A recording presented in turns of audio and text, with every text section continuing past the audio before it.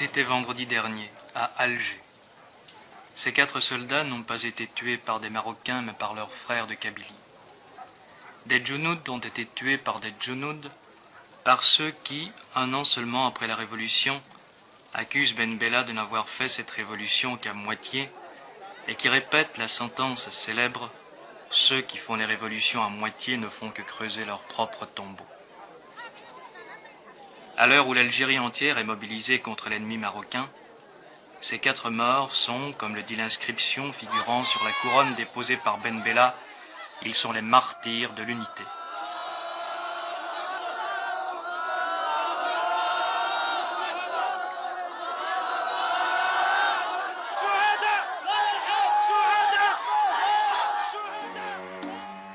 Et ces 4 tombes s'ajoutent aux milliers de tombes d'Algérie, ces tombes qui, en Kabylie, couvrent entièrement certains coteaux. Plus qu'aucune autre région d'Algérie, la Kabylie a conservé les traces de cette année de combats acharnés.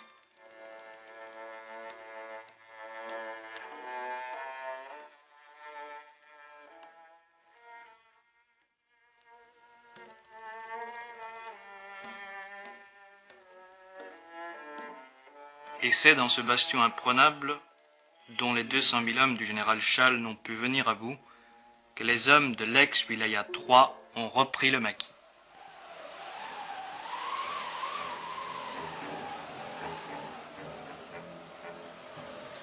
Ils ont retrouvé sans difficulté les habitudes d'il y a quelques mois. Ce sont en majorité des anciens, durs au combat, bien entraînés. Souvent, leur seul métier est d'être rebelles.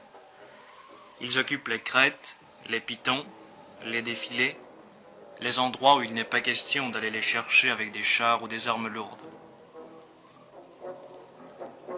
Leur chef, l'un des plus glorieux soldats de la guerre d'Algérie, le colonel Mohand Ouelach, appelé familièrement le Vieux par la population, dont il passait de l'affection. Si Mohand Ouelach est le stratège de la guérilla, le théoricien de la rébellion du Front des forces socialistes, c'est Hossein Aït Ahmed, un des chefs historiques de la révolution algérienne, compagnon de captivité de Ben Bella, Aït Ahmed qui annonça il y a moins de 2 semaines la guerre totale.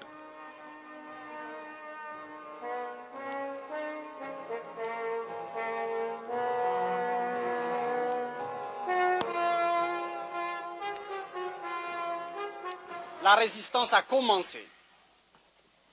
C'est la résistance populaire et c'est la résistance individuelle. Nous avons dit qu'il n'est pas question pour nous, qu'il n'a jamais été question pour nous de faire sécession territoriale. Ce qui nous importe, ce n'est pas de défendre des bâtiments, mais de faire en sorte que les troupes de Boumediene, qui se comportent en troupes d'occupation, n'aient aucun répit. La stratégie militaire que nous avons arrêtée, il n'est pas question de la dévoiler, mais elle est fondée sur la défense en profondeur. Elle est fondée sur la guérilla. Les troupes de Boumediene ont été harcelées sans répit par les nôtres. Maintenant, il vous appartient à vous, à nous tous, de continuer la résistance. Il leur est impossible de tenir plus d'1 mois parce qu'ils n'ont pas de finances, parce qu'ils n'ont pas de puissance, parce que hier, dans la nuit, ils ont été attaqués par nos troupes à Médéa et vous avez dû l'apprendre par la radio.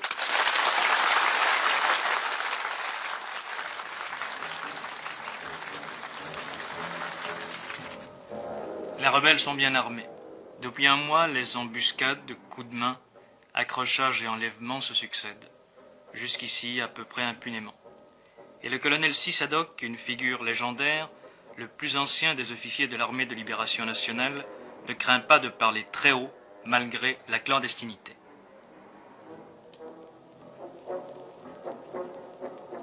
Nous nous sommes opposés à M. Ahmed Ben Bella. Ce monsieur ne pense qu'à sa personne. Il prétend faire du socialisme, mais il s'est basé sur le socialisme de Gamal Abdel Nasser. Il crée une classe pour brimer le reste du peuple. Il prétend faire du socialisme avec les comités de digestion. Il prétend faire du socialisme avec l'opération Sireur, avec l'opération Reboisement, avec l'opération Lebourg. Regardez ces montagnes qui sont devant vous. les témoins les plus... Regardez s'ils sont labourés. Où il est l'opération labour? Où il est l'opération serreur? Ces enfants que vous voyez devant vous ne vont pas à l'école. L'école, la plupart des écoles est démolie. La plupart des maisons sont démolies. Le gouvernement n'a pas pu faire face à ses responsabilités et à ses obligations. Il ne se réfugie que dans la stratosphère de la haute politique. Ils veulent libérer la Palestine arabe. Ils veulent envoyer des troupes en Angola. Ils veulent envoyer des troupes en Mozambique. Et l'Algérie, elle ne fait que 12 millions d'habitants. Et à ce moment-là, il y a 12 millions de gendarmes qui entendent des voix. Et l'armée du colonel Boumedienne? Et l'armée du colonel Boumedienne? Le colonel Boumedienne, ce que je peux dire de lui, c'est un petit intellectuel venant de la mosquée du Caire. Il a fait sa révolution au Maroc et à Tunis. Il rentre avec les canons, les divisions que le peuple qui a lutté ici a gagné pour casser avec les mêmes canons le reste de la population qui a libéré le pays. Je le jure devant Dieu et ses hommes que nous déposerons ces armes et cette tenue de combat que par l'installation des principes démocratiques et justes. Aucun! Vous êtes soutenu par la population? La population est derrière la démocratie. Ils aspirent à la liberté et à la démocratie. Et le pharaonisme ici. Il n'y a pas de pharaon chez nous, il n'y a pas de Ramsès II, il n'y a pas de Gamal Abdel Nasser chez nous. Ici, il y a le peuple. Est-ce que vous croyez que vous pourrez tenir militairement? Si l'opération Châle et l'opération Jumelle ont échoué en Algérie, si l'armée française, dans son ensemble, la 4e puissance mondiale, a fini par rebrousser le chemin, ce n'est pas les 4 morpions de Ben Bella qui vont tenir ces montagnes. Ils ont été plus de 4 cependant à entreprendre la reconquête de la Kabylie, ou plus exactement le contrôle de ses grands axes routiers.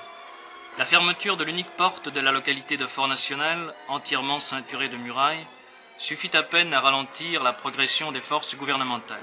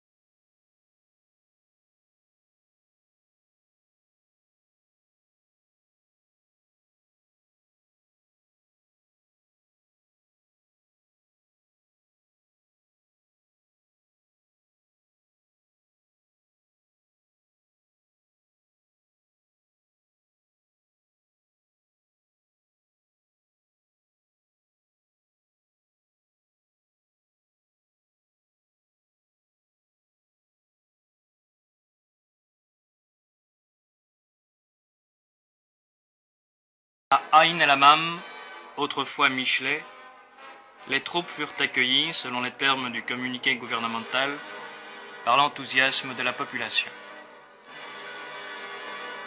Était-ce la fin pour le commandant Seliki Tayeb, député à l'Assemblée nationale, adjoint au colonel Mohamed Ouelach? C'est le commencement.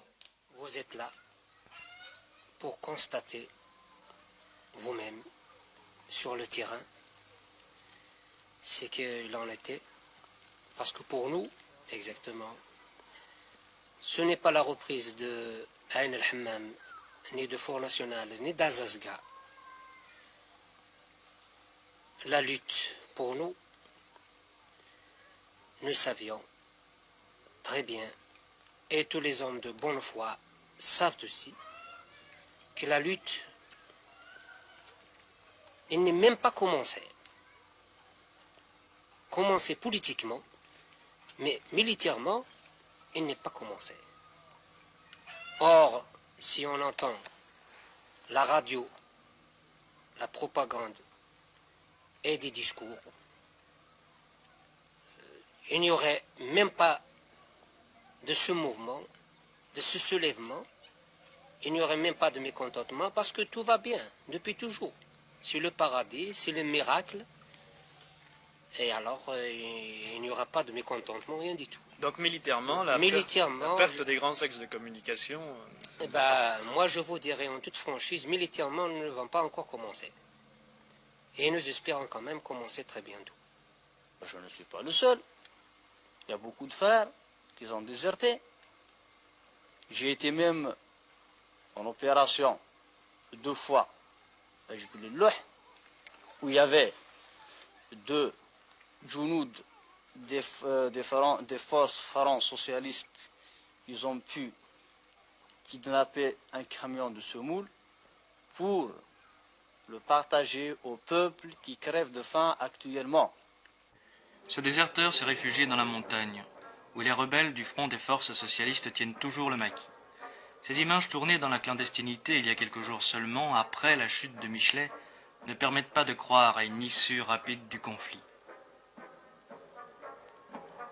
Dans son PC clandestin, une ferme située quelque part en Kabylie, le porte-parole des rebelles, Mourad Oussedik, l'ex-avocat du FLN au barreau de Paris, nous dit comment cela a commencé.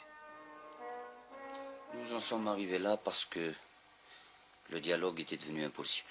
C'est un député qui vous parle. J'ai été député et j'ai été honnête. Je pensais que la crise de Tlemcen de juillet dernier pouvait être surmontée. Je pensais que le clan, la notion de clan pouvait être brisée. Et j'ai pendant de longs mois, avec mes collègues qui sont ici même, essayé de surmonter cela et essayé de créer un parti qui réponde aux véritables aspirations populaires. Or, nous avons assisté à une montée vers le pouvoir d'un homme entouré d'une caméria comprenant des hommes tels que Boumdine et tels que l'intelligentsia de l'ANP. Que s'est-il passé? On a mis, pour sauvegarder les intérêts de ce clan, un parti à l'envers. Je m'en explique, c'est-à-dire que une infrastructure de ce parti s'est dégagée et au lieu d'avoir une assise populaire, ce parti est parti telle une pyramide, il a été construit du sommet. Il n'est plus devenu un parti au service du peuple, mais il est devenu un parti au service d'un homme.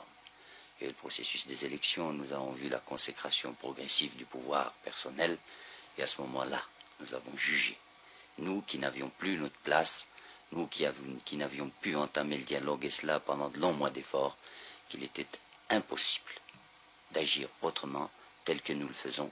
Et nous avons jugé cette action nécessaire après une longue consultation avec le peuple algérien. On parle de fait kabyle, de problème kabyle. Je n'ai pas à répondre à un argument qui me paraît une exploitation misérable en matière politique. Il suffit de savoir que l'Algérois s'est mis en mouvement 1 mois et demi avant la Kabylie. Est-ce que l'on peut parler de fête kabyle? Il suffit de savoir que des dizaines et des dizaines, et même maintenant des centaines d'arrestations ont été opérées sur tout le territoire national pour savoir qu'il ne s'agit pas d'un mouvement kabyle. Ces combats à la frontière marocaine, vous avez une position là-dessus? Nous avons une position qui ne peut pas prêter à équivoque. Quand on analyse l'affaire marocaine, on s'aperçoit que c'est une affaire de famille qui regarde le pouvoir actuel en Algérie et Hassan II.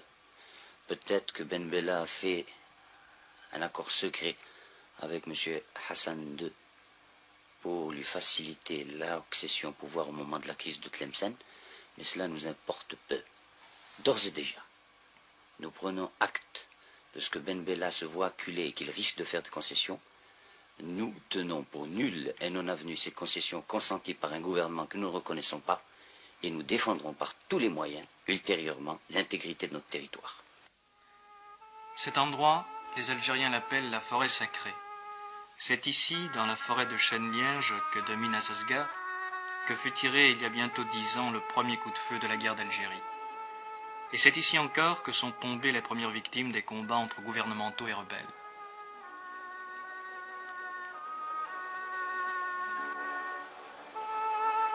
Il y avait cependant beaucoup de raisons pour que l'on ne reprenne pas les armes. Alors, c'est la tombe de votre fils ici? Oui, c'est la tombe de mon fils, oui, mon fils. Il est mort quand et comment? Il est mort dans un embuscade. Vous ne voulez plus qu'il y ait encore du sang? Oh, il y en a marre, 7 ans. 7 ans. Vous voyez pas? À l'âge de 20 ans. C'est le seul que j'ai. Alors plus de guerre? On ne voulait pas de guerre maintenant. Et si les troupes du colonel Boumedienne vous attaquent? Eh ben, on attaquerait en même temps. Alors ce sera la guerre. Ah oui, ce sera la guerre. Moi, je suis le premier à le prendre.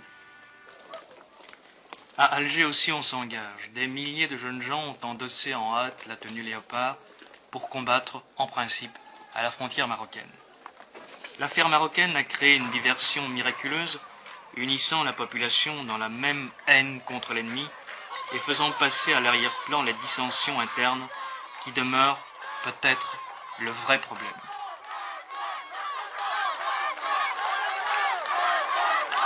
Quand la patrie est en danger, l'appel à l'unité est une vieille formule toujours efficace, et on part au front avec le sourire et la fleur au fusil.